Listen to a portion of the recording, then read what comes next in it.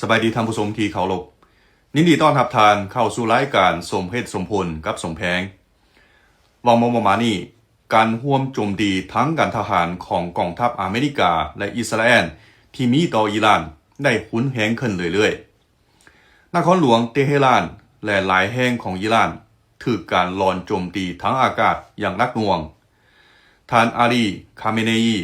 ผู้นำสูงสุดอิหร่านได้เสียชีวิตจากการลอนโจมตีดังกล่าวตามการรายงานนับมาฮอดปัจจุบันนี้จำนวนผู้เสียชีวิตและบาดเจ็บของอิสราเอลมีหลายกว่า680 คนชาวอิหร่านได้เสียชีวิต787 คนในนั้นส่วนหลายแม่นสามัญชนและเด็กน้อยอเมริการับรองว่าได้เสียชีวิต6 คนบาดเจ็บ18 คนสองฝ่ายยังสืบต่อโจมตีซึ่งกันและกันเฮ็ดให้ประชาชนจำนวนหลายเสียชีวิตและบาดเจ็บอยู่โรงเรียนประถมแห่งหนึ่งของอิหร่านมีครูและเด็กน้อยเสียชีวิตถึง165 คนเขตตะวันออกกลางในเผชิญหน้ากับสงครามอย่างรอบด้านการปะทะกันครั้งนี้เป็นการล่วงล้ำกฎหมายสากลอย่างป่าเถื่อนของลัทธิมหาอำนาจยิ่งเป็นการท้าทายอย่างบังอาจต่อสันติภาพและเสถียรภาพของโลกพวกเขาต้องชี้ให้เห็นอย่างเข้มข้นว่าการดำเนินการเคลื่อนไหวสังหารต่อผู้นำประเทศที่มีอธิปไตยโดยบ่ได้รับการมอบสิทธิ์จากสภาความมั่นคงองค์การสหประชาชาติแสวงหาการโค่นล้มอำนาจกำปกครองของประเทศอื่นอย่างบังอาจในฝ่าฝืนจุดประสงค์ของกฎบัตรองค์การสหประชาชาติและหลักการพื้นฐานของการพัวพันสากลอย่างหนักหน่วง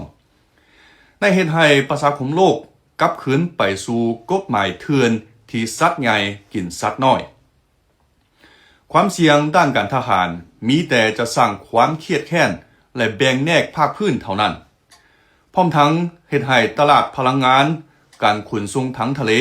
และตลาดการเงินเกิดมีความปั่นป่วนอย่างร้ายแรงการพัฒนาและความมั่นคงทั่วโลกจะประสบภัยพิบัติอย่างหลีกเลี่ยงบ่ได้โดยเผชิญหน้ากับวิกฤตการณ์ดังกล่าวจีนมีจุดยืนที่ชัดแจ้งและการเคลื่อนไหวที่เด็ดเดี่ยวออกเสียงตามความเป็นธรรมอย่างเสมอต้นเสมอปลายเด็ดเดี่ยวคัดค้านการใช้กำลังอาวุธคัดค้านการแทรกแซงเวียกงานภายในคัดค้านการล่วงล้ำอธิปไตยเกาประนามอย่างหุนแหงต่อการกระทำผิดกฎหมายที่ลอนโจมตีสังหารผู้นำประเทศอื่นเรียกร้องให้หยุดยิงในทันที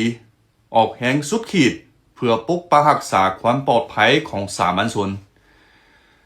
ในกองประชุมสภาความมั่นคงองค์การสหประชาชาติจีนได้ประกอบความเห็นด้วยความยุติธรรม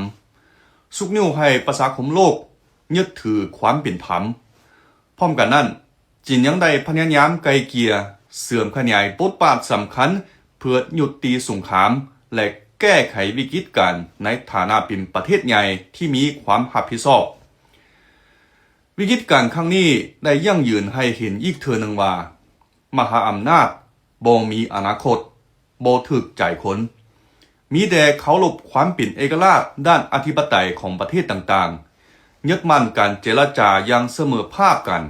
ปฏิบัติลัทธิหลายฝ่ายที่แท้จริงระเบียบการสากลจึงสามารถมีความมั่นคงได้ความปลอดภัยของมนุษย์จึงสามารถรับประกันได้จีนเป็นผู้สร้างสรรค์สันติภาพของโลกและผู้รักษาระเบียบการสากลมาโดยตลอด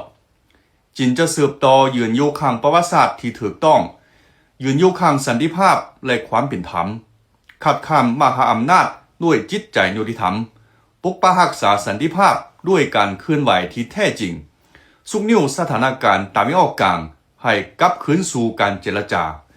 ประกอบกำลังของจีนเข้าในการสร้างระเบียบการด้านความมั่นคงที่กวมรวมร่วมมือ